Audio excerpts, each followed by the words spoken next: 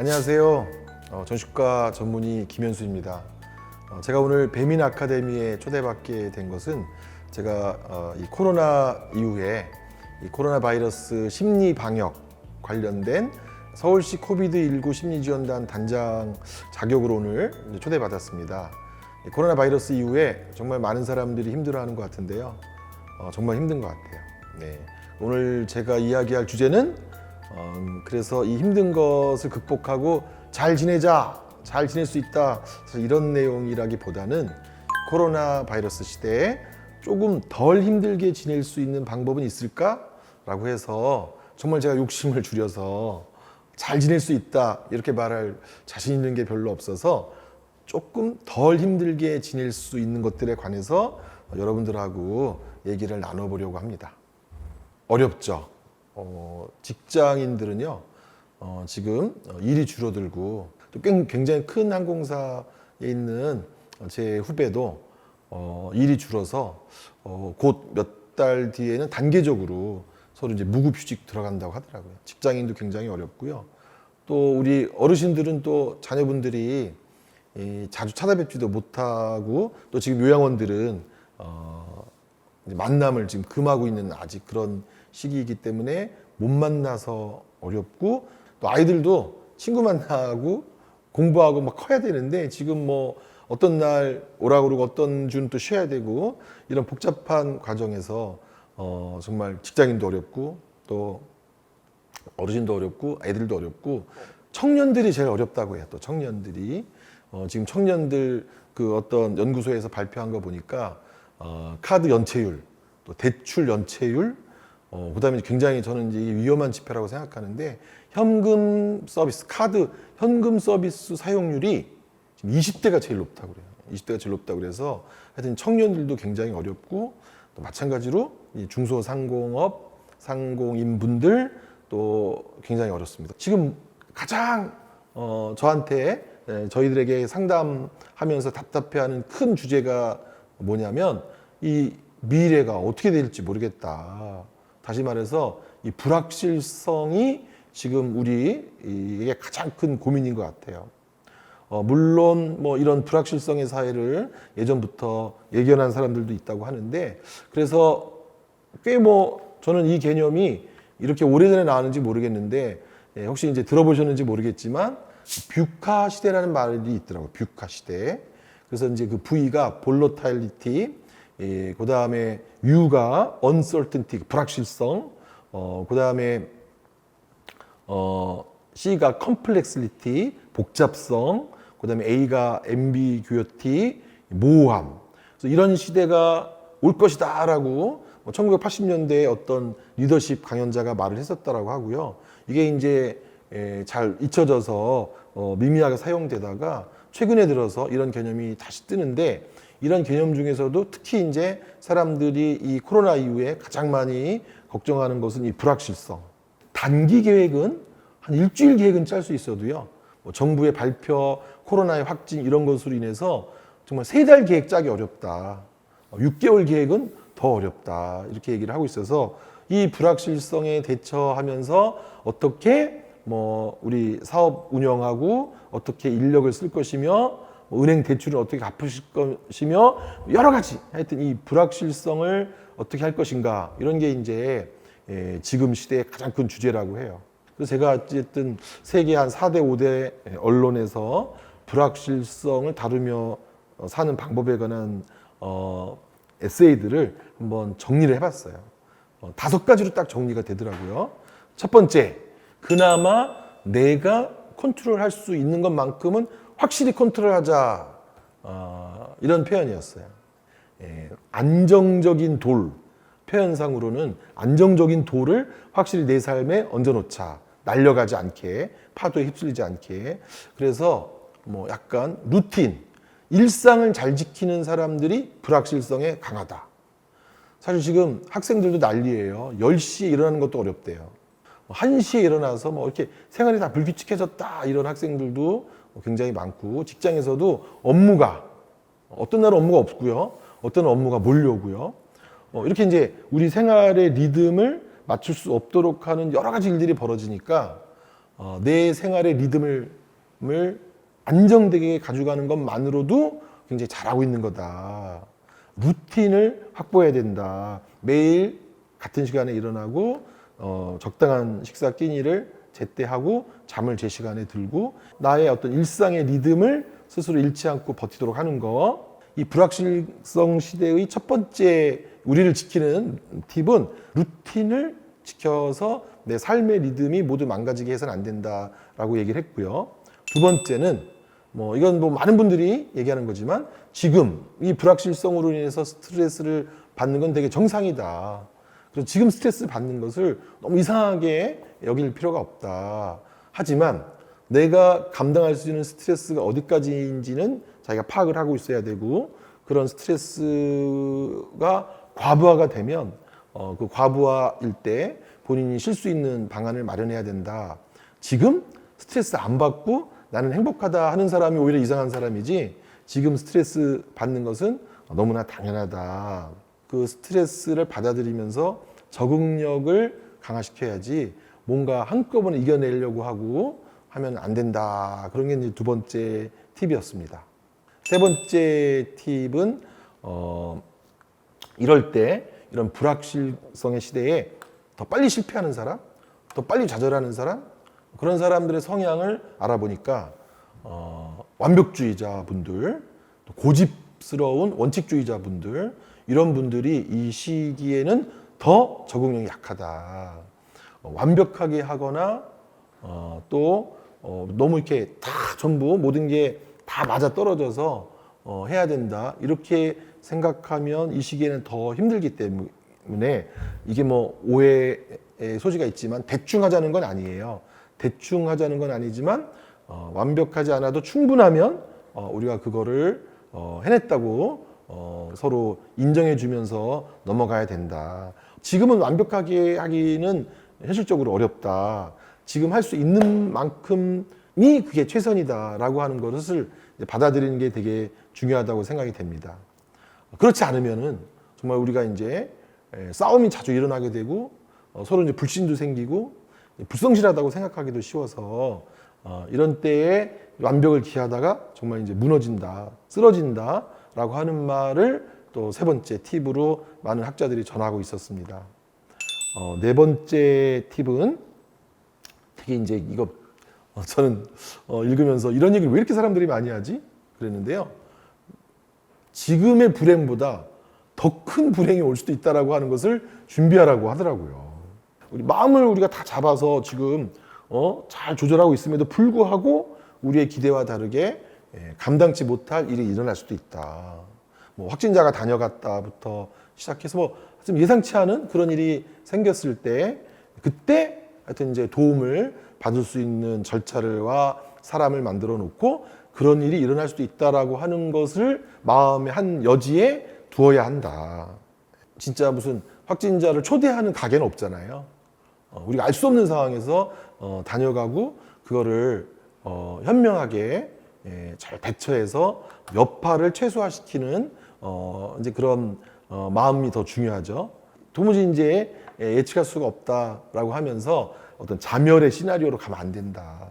지금 우리가 잘 버티고 있지만 때로는 이거보다 더한 불행이 올 수도 있을 때 우리가 대처할 방법이 있다. 그리고 이미 많은 분들이 중소상공업계에서 이미 어떤 확진자 경험을 하셨고 그 후에 다 회복해서 하고 있는 것들을 보고 있고 그래서 더 큰 불행이 와도 그거로 인해서 어떤 좌절이나 이런 게 생기지 않을 수 있다.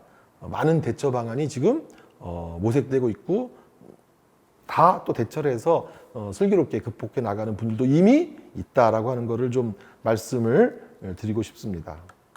마지막 이 다섯 번째 팁은요. 다 불확실하지만 다 불확실한 것 같지만 그래도 어떤 것들은 확실한 게 있다. 그래도 그 확실한 것들을 잘 찾아서 그런 것들은 우리가 이제 잘 챙기면서 가야 한다.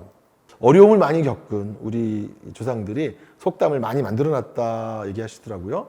그래서 이제 하늘이 무너져도 솟아날 구멍이 있다 이런 속담도 있고 호랑이한테 잡혀가도 정신만 차리면 산다 이런 말들이 있듯이 우리가 마음가짐을 잘 가지면 이 불확실성을 멋지게 파도 타기에 능숙한 그런 서퍼처럼 잘 이겨나갈 수 있다라고 말씀을 드리고 싶습니다.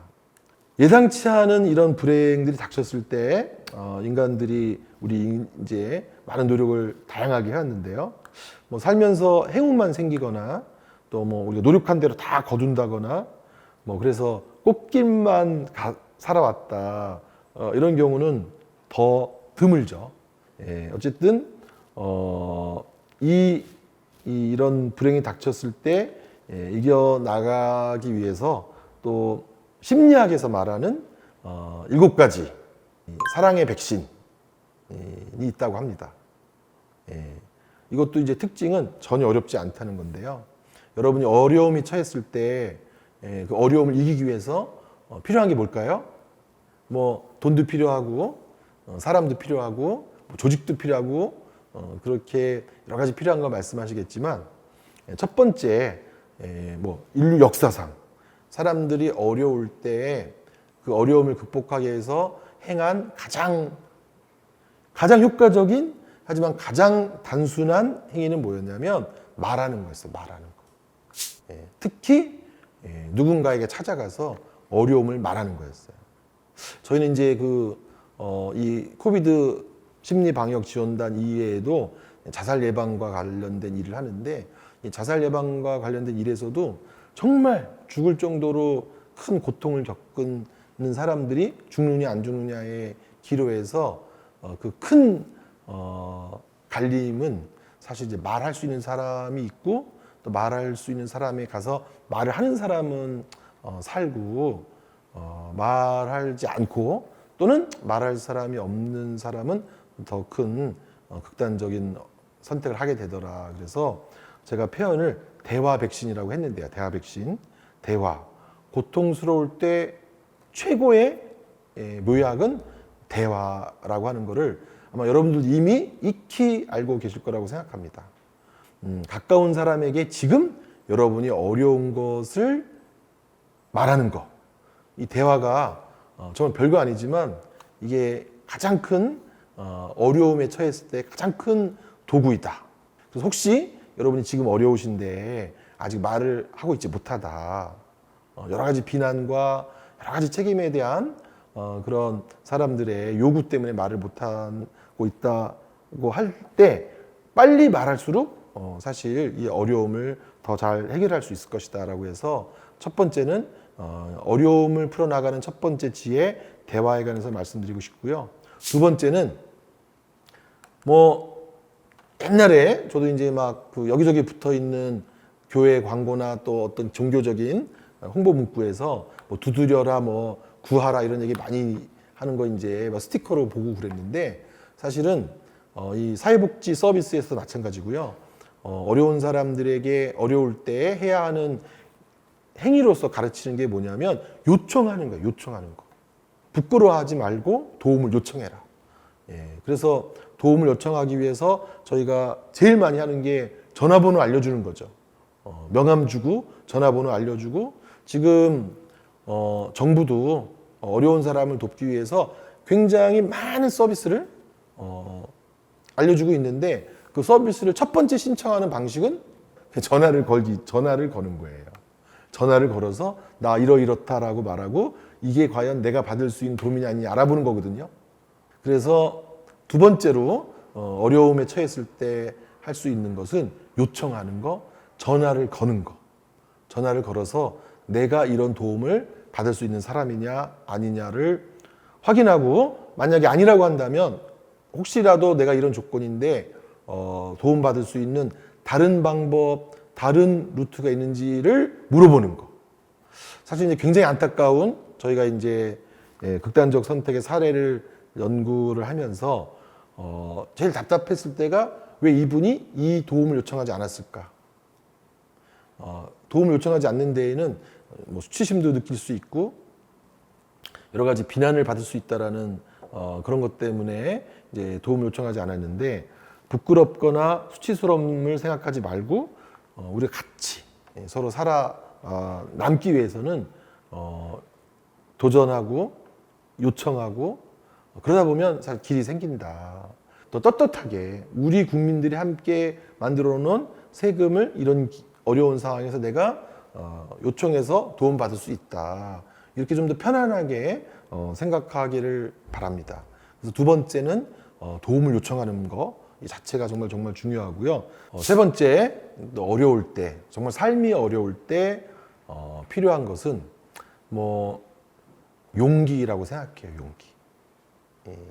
어떤 용기냐면 어렵다고 말하고 도움이 필요하다고 말하고 또 모임에 나가고 모임에 안 나가는 게 아니라 숨지 않고 자신을 드러내는 용기가 정말 중요하다고 생각해요.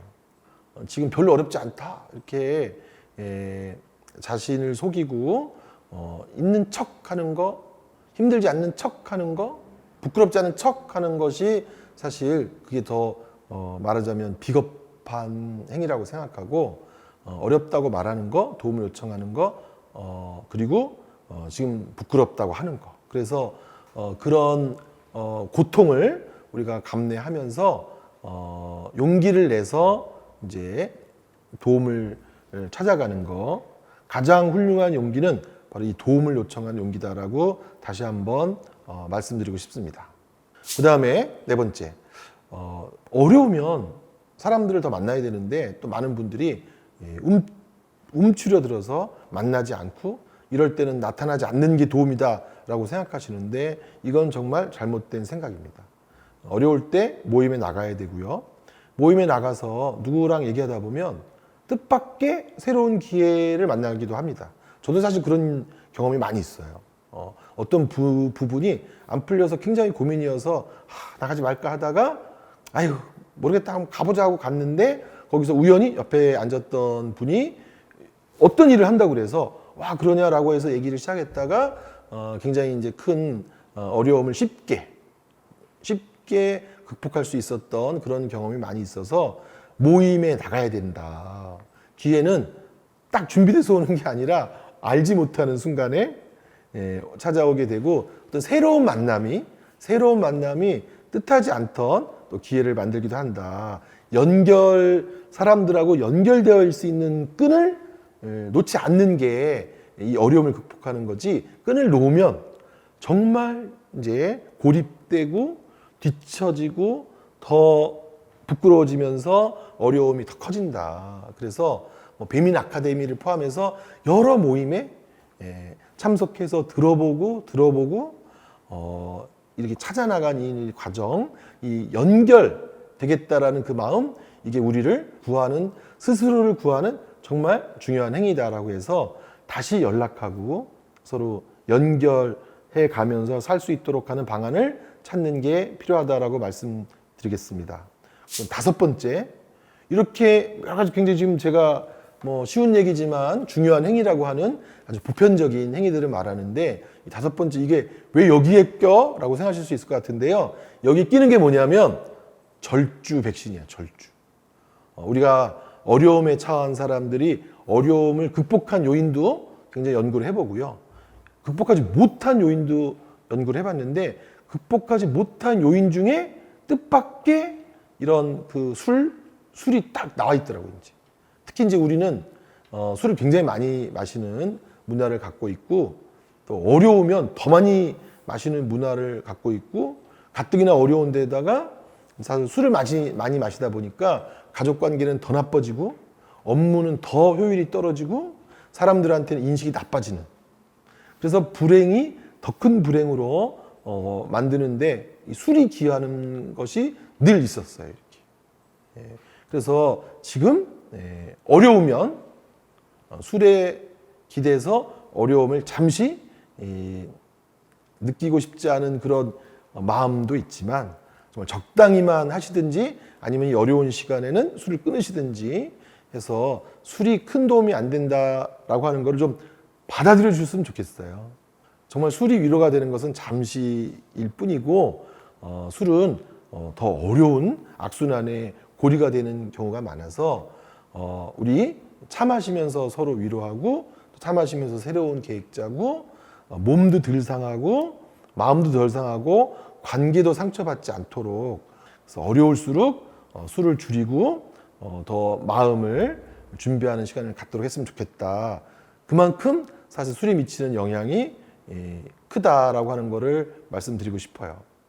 제 주변에서도 꼭 그렇게까지 가족관계가 파탄이 날 건 아니었는데, 안타깝게도 사업도 어려지는 상황에서 술로 인해서 더 불행의 극단으로 가는 경우를 많이 봐서, 여러분들이 이런 어려운 시기, 이런 불확실한 시기에 술은 적당히 하시는 게 좋지 않을까, 그런 생각을 했습니다. 여섯 번째, 이것도 이 불행에서 행운으로 간 사람들이 다 하는 얘기예요. 뭐냐면 자기 공감 백신, 자기 자신에게 친절해지는 게 중요하고, 어려울 때일수록 돌봐야 하는 건 자신이다, 이런 얘기예요. 그리고 우리 이제 아마 이 중소상공업 관련돼서는 중년, 장년분들이 많으실 텐데, 정말 우리가 뭐 한 해가 다르게 몸이 다른다, 이런 얘기 맨날 하시잖아요. 근데 우리가 가진 게 몸밖에 없다. 몸이 우리 최고의 재산이자 자산이다라고 하는데, 이 어려운 시기에 몸이 축나면, 또 이때 건강이 악화되면 현재 이 불확실성의 시대에 더욱더 자신감이 떨어지고 더욱더 새롭게 무언가를 할 수 있는 용기가 나질 않거든요. 다이어트에 더 성공해가지고 일정한 시간 운동해서 몸이 더 건강해진 친구들도 주변에 몇 명 있어요. 술 안 먹고 운동해서 거의 뭐 10kg 뺐다, 15kg 뺐다, 이런 친구가 2명이 있는데, 이런 친구들은 훨씬 더 지금 삶에 대한 자신감이 높아졌다. 그리고 이런 체중을 빼는 상황 속에서 뭔가 하여튼 신중하고 뭐 하여튼 그 앞으로의 삶에 대한 더 좋은 계획을 세우게 됐다, 이렇게 현재 말하고 있는데, 몸이 자산이고 건강이 자산이고 나를 돌보는 거, 이게 정말 이 미래를 준비하는 거다. 이렇게 자기 자신의 영혼을 갈아 넣는다, 뭐 불사른다 하는 식으로 너무 무리한 상황 속에서 무리하게 여러분을 괴롭히지 마시고, 자기 자신을 돌봐야 되고, 자기 자신이 힘든 것을 스스로에게 공감해 주시고 하는 게 이제 필요하다라고 생각합니다.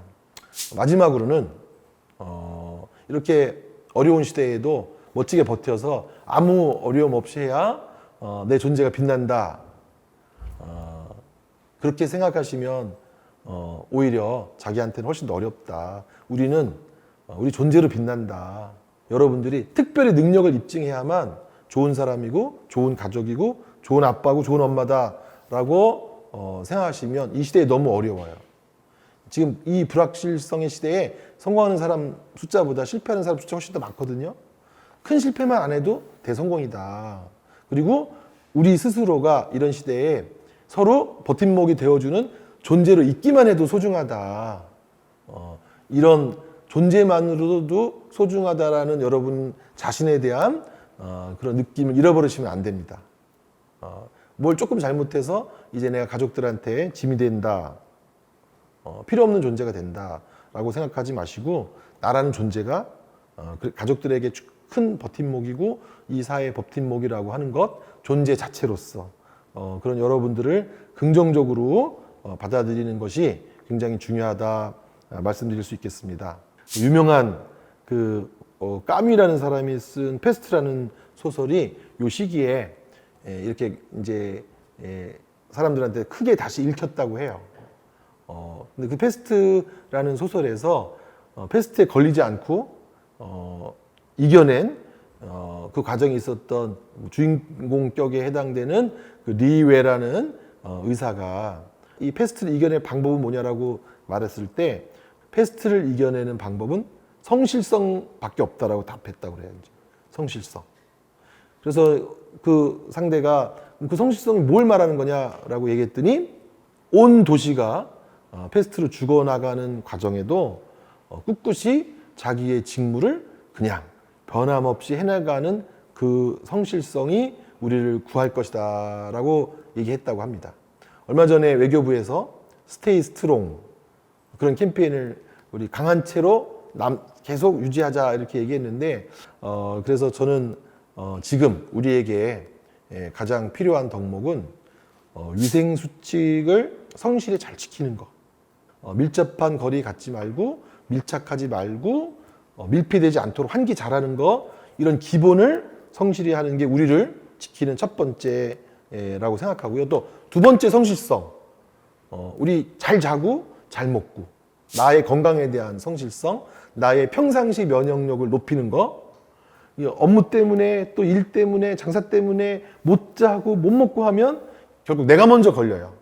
내가 먼저 위험해지니까 나에 대한 성실성, 나의 면역력을 높이는 성실성, 이것도 꼭 잊지 말고 버려주시고요. 잊지 말고 실천해 주시고, 또 내 가족들 챙기는 거, 소중한 내 가족들이 함께 예방수칙 잘 지키면서 건강하도록 잔소리 좀 많이 하더라도 우리 가족 지키는 거, 이것의 성실성을 잃지 말고, 이 감염재난에 특별한 어려움이 있는 것 같아요. 뭐냐면 이 감염재난은 옆 사람도 잘해야 되고요, 멀리 있는 사람도 잘해야 돼요. 한 사람이 걸려서 그 사람이 다수를 전파시키기 때문에 옆 사람도 잘 지키도록 우리가 서로 격려하고 응원하는 것도 정말 중요한 것 같아요.